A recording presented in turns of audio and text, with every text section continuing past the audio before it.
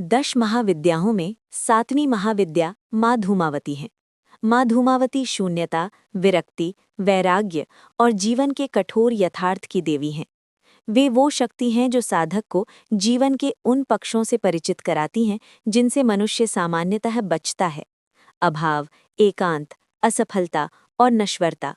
जहाँ अन्य महाविद्याएं ऊर्जा, आनंद और विस्तार का बोध कराती हैं, वहीं माँ धूमावती उस रिक्तता का अनुभव कराती हैं जहाँ से वास्तविक वैराग्य का जन्म होता है। माँ धूमावती का स्वरूप विधवा रूप में वर्णित है।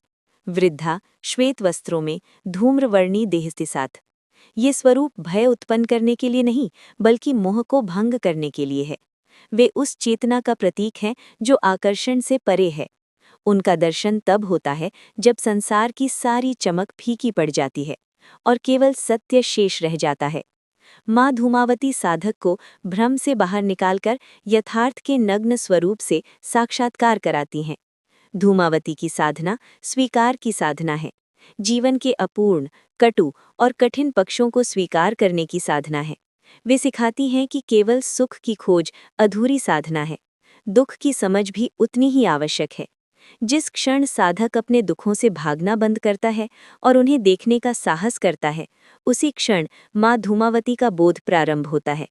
वे वो मौन है जो तब उतरता है जब सब कुछ छिन जाता है, और उसी मौन में सबसे गहरा सत्य छिपा होता है। माँ धूमावती करुणा से रहित नहीं है। वे गहरी करुणा है, पर वो करुणा जो बांधती नहीं बल्कि मुक्त करती है। वे सहारा नहीं देती, वे निर्भरता तोड़ देती हैं।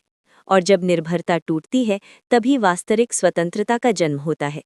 इसी कारण माँ धूमावती उन साधकों की देवी हैं जो सत्य को बिना किसी सजावट के देखना चाहते हैं। अंततः 7वीं महाविद्या ये सिखाती है कि जीवन केवल उत्सव नहीं है, वो क्षरण भी है। और उसी क्षरण में एक अद्भुत शांति छिपी होती है।